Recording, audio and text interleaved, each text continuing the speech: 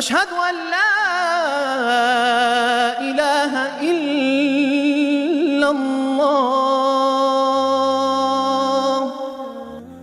حیض سے پاک ہونے کے بعد کیا زوجہ کے قریب جا سکتے ہیں؟ یہ کسی نے سوال پوچھا ہے، میں پورا سوال نہیں پڑھ رہا، بس اس کا مختصر جواب دے دیتا ہوں۔ عمیر مصطفیٰ بہاولپور سے، دیکھیے زوجہ کو جب جو ہے پاک ہو جائے تو پاک ہوتے ہی اس پر یہ تو ضروری ہے کہ غسل کر کے نماز شروع کر دے، لیکن شوہر اس کے پاس اس وقت تک نہیں جا سکتا جب تک یہ نہ دیکھا جائے کہ پچھلے مہینے کتنے دن میں پاک ہوئی تھی۔ اگر پچھلے مہینے کوئی خاتون 8 دن میں پاک ہوئی اور اس دفعہ 6 دن میں پاک ہو گئیں تو نماز تو شروع کر دیں گی، لیکن شوہر نہیں جا سکتا ان کے قریب جب تک کہ 8 دن پورے نہ ہو جائیں، کیونکہ اس بات کا امکان موجود ہے کہ پچھلی دفعہ 8 دن ایام ہوئے تھے تو ہو سکتا ہے اس دفعہ بھی 8 دن ہو، تو کیونکہ خواتین کی عادت ہوتی ہے جو اسی عادت کے حساب سے ان کو جو بلیڈنگ ہوتی ہے، تو اس بات کا امکان چونکہ موجود ہے اس لیے قریب جانے میں احتیاط لازم ہے۔ اسد صاحب کوئٹہ سے پوچھتے ہیں، بچے کی پیدائش کے 15 یا 20 دن کے بعد جب وہ پاک ہو جائے، یعنی خاتون پاک ہو جائے اور نماز وغیرہ شروع کر دے تو کیا شوہر اس سے ہم بستری کر سکتا ہے یا نہیں؟ دیکھو اگر پہلا بچہ پیدا ہوا ہے نا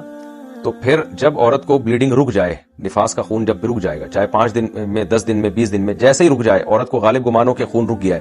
غسل کر کے نماز شروع کر دے تو شوہر کے لیے اس سے ہم بستری کرنا بھی جائز ہے۔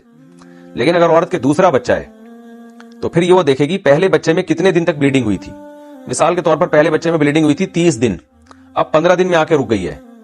تو چونکہ عادت اس کی 30 دن کی کہلائے گی تو اس لیے نماز تو یہ شروع کر دے گی، لیکن شوہر اس کے قریب نہیں جا سکتا، یعنی ہم بستری نہیں کر سکتا، کیونکہ امکان موجود ہے کہ پچھلے دن جب پچھلی دفعہ 30 دن خون آیا تھا تو اس دفعہ پورا امکان ہے کہ بھئی ہو سکتا ہے یہ وقتی طور پہ رکی ہے، دوبارہ بلیڈنگ شروع ہو جائے۔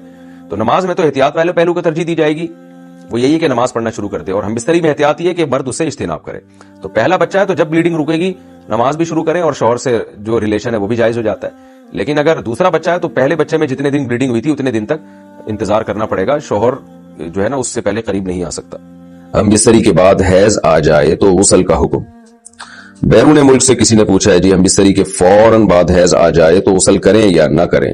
جب حیض آ گیا تو اب غسل کرنے نہ کرنے سے شرعی حکم پہ تو کوئی فرق نہیں پڑے گا، لہذا کسی خاتون نے غسل نہیں بھی کیا تو شرعی لحاظ سے کوئی حرج نہیں ہے اس میں۔ وجہ اس کی ہے کہ اب تو ویسے ہی وہ ناپاک ہو گئی ہیں اور ان کے لیے نماز پڑھنا، تلاوت کرنا ویسے بھی جائز نہیں ہے، قرآن مجید کو ہاتھ لگانا بھی جائز نہیں ہے، تو وہی احکام ہوں گے جو جنابت کے ہیں۔ لیکن ویسے اگر کوئی پاکیزگی کے لیے غسل کرنا چاہیں تو وہ تو شریعت جتنی کوئی نظافت رکھنا چاہے، صفائی ستھرائی کا جتنا خیال کرے تو شریعت اپریشیٹ کرتی ہے اس کو، تو کر لیں تو اچھی بات ہے، نہ کریں تو کوئی حرج نہیں ہے، کوئی گناہ نہیں ہے اس میں۔ عالیہ صاحبہ نے انڈیا سے پوچھا ہے، کیا حیض کے لیے ضروری ہے کہ 7 دن میں ہی پاک ہوں؟ اگر 5 دن میں خون رک جائے اور نہا دھو لیں تو کیا نماز وغیرہ پڑھ سکتے ہیں؟ دیکھیے حیض کی کم سے کم مدت 3 دن ہے، کوئی کسی خاتون کو 3 دن مینسز ہوئے اور بند ہو گئے تو اس کے بعد ان کو لازم ہے کہ نہا کے نماز شروع کر دیں۔ 3 دن سے کم حیض نہیں ہوتا، وہ پھر استحاضہ ہے، اور 10 دن سے زیادہ حیض نہیں ہوتا، تو 7 دن کوئی جو آپ نے مدت بیان کی ہے یہ درست نہیں ہے، کم سے کم 3 دن۔ 3 دن کے بعد اگر خون بند ہو گیا تو غسل کر کے نہا دھو کے نماز شروع کر دینی چاہیے۔ استحاضے کا حکم۔ محبت اللہ صاحب انڈیا سے پوچھتے ہیں، اگر کسی عورت کو استحاضہ ہے تو قرآن پاک پڑھنے کے لیے اسے نیا وضو کرنے کی ضرورت ہے یا نماز کے لیے کیے گئے وضو ہی سے وہ قرآن پڑھ سکتی ہے؟ استحاضے کا مطلب ہوتا ہے حیض کے علاوہ جو عورت کو کوئی بلیڈنگ ہو رہی ہو، یعنی ایام حیض میں جو خون ہوتا ہے نا وہ تو آتا ہی ہے، تو کسی عورت کو کنٹینیو بلیڈنگ ہی ہوتی رہتی ہو۔ یہ میں اس لیے بتا رہا ہوں کہ بہت سے لوگوں کے لیے یہ لفظ ہی نیا ہوگا نا، استحاضہ، لیکوریا جسے آج کل کی زبان میں کہا جاتا ہے۔ تو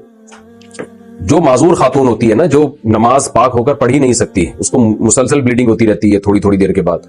تو ایسی خاتون معذور کہلاتی ہے۔ اسی طرح جو مرد ایسا ہو جس کو پیشاب کے قطرے مسلسل آتے رہتے ہیں، وہ وضو کر کے نماز پڑھ ہی نہ سکتا ہو تو وہ بھی معذور کہلاتا ہے۔ اس کی تفصیل سے میں اس بارے میں کلپ ریکارڈ کروا چکا ہوں کہ معذور کسے کہتے ہیں۔ تو ایسے معذور کو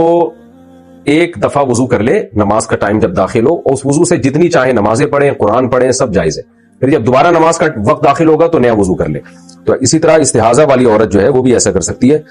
کہ اس نے جب نیا وضو کیا تو وہ وضو سے جتنی چاہے نمازیں پڑھے اور قرآن کی تلاوت بھی کر سکتی ہے، قرآن پڑھنے کے لیے الگ سے وضو کرنے کی ضرورت نہیں۔ کراچی سے ایک خاتون نے سوال پوچھا ہے کہ ایام حیض میں غیر یقینی صورتحال ہو تو غسل کب کریں؟ حیض کے آخری دنوں میں جب ہمیں دن میں صرف یہ 1 یا 2 بار اسپاٹنگ ہوتی ہے،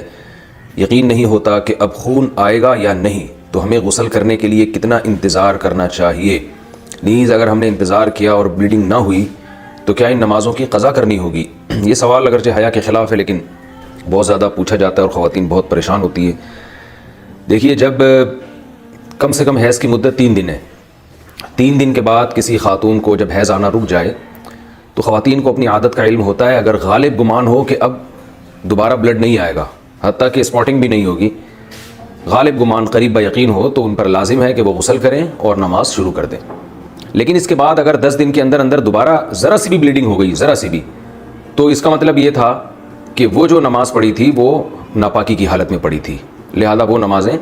لوٹانے کی تو ضرورت نہیں ہے کیونکہ وہ نماز ہوئی نہیں سرے سے۔ لیکن جیسے اسپاٹنگ ہو تو دوبارہ سے رک جائیں نماز پڑھنے سے، اور پھر جب غالب گمان ہو کہ اب دوبارہ بلیڈنگ نہیں ہوگی تو دوبارہ غسل کر کے نماز شروع کریں۔ تو یہ ہے، تو ان کا جو اصل سوال تھا کہ ہمیں غسل کے لیے کتنا انتظار کرنا پڑے گا، تو اپنا غالب گمان دیکھنا پڑے گا آپ کو۔ جب غالب گمان ہو جائے کہ اب بلیڈنگ بالکل بھی نہیں ہوگی تو آپ پر لازم ہے کہ آپ غسل کریں اور نماز پڑھیں، اور اگر اس کے بعد یعنی غالب گمان نہیں ہے یہ، بلکہ ایک تردد ہے کہ شاید ہو شاید نہ ہو، تو پھر غسل کرنا لازم نہیں ہے، کیونکہ الیقین لا یزول بالشک، یقینی چیز تھی حیض کا ہونا، اس کا ختم ہونے کا جب تک یقین نہیں ہوگا تو غسل نہیں کیا جائے گا۔ البتہ بعض دفعہ ایسے ہوتا ہے کسی خاتون کا خیال یہ ہوتا ہے کہ اب دوبارہ مجھے بلیڈنگ ہوگی، اور اس خیال سے انہوں نے غسل ہی نہیں کیا، تو پھر پتہ چلا کہ بلیڈنگ تو نہیں ہو رہی، تو پھر جو نماز قضا ہوئی ہے اس کی قضا بھی کرنی پڑے گی ان کو۔ خواتین کو اس کا بہت خیال کرنا چاہیے کہ جب ایام ہوں ان کے مینسز کے تو وہ نماز کی بہت زیادہ حفاظت کریں۔ قرآن مجید میں اللہ تعالیٰ کے ارشاد ہے حافظوا علی الصلوات، نمازوں کی حفاظت کرو، محافظت۔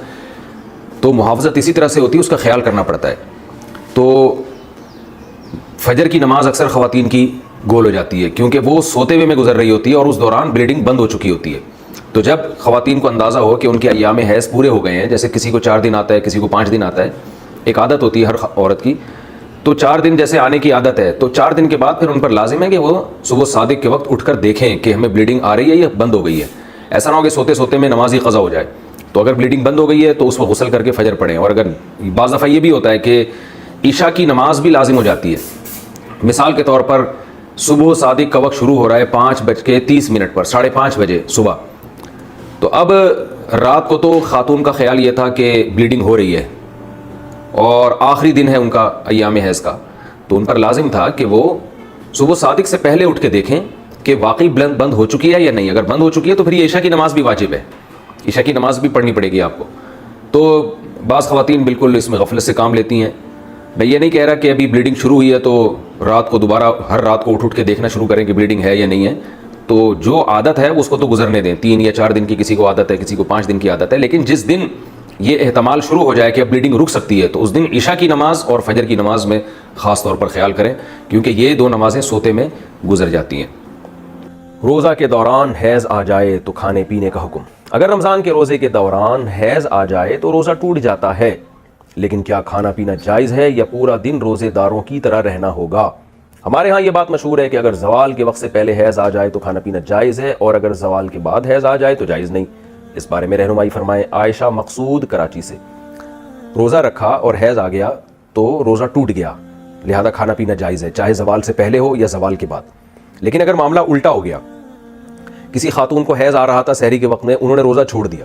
نہیں رکھا، کھانا پینا شروع کیا، اور دن میں کسی ٹائم پہ حیض آنا بند ہو گیا، تو جیسے ہی حیض آنا بند ہوگا اس خاتون پر لازم ہوگا کہ اب وہ کھانا پینا چھوڑ دیں۔ اگرچہ یہ روزہ ہوا نہیں ہے، بعد میں قضا بھی رکھنی ہے، لیکن کھانا پینا اسی وقت سے، کیونکہ وہ پاک ہو گئی ہیں تو اب رمضان کے یعنی رمضان تو بہرحال پایا گیا ہے نا، تو اس لیے اس پہ اب کھانا پینا جائز نہیں ہوگا، چاہے زوال سے پہلے بند ہو یا زوال کے بعد۔ تو مسئلہ خوب سمجھ میں آ گیا ہوگا میرا خیال ہے انشاءاللہ، کہ اگر حیض آنا شروع ہو جائے تو کھا پی سکتے ہیں، روزہ ٹوٹ گیا، حیض آنا بند ہو جائے تو اب کھانا پینا بند کرنا پڑے گا۔ أشهد أن لا إله إلا الله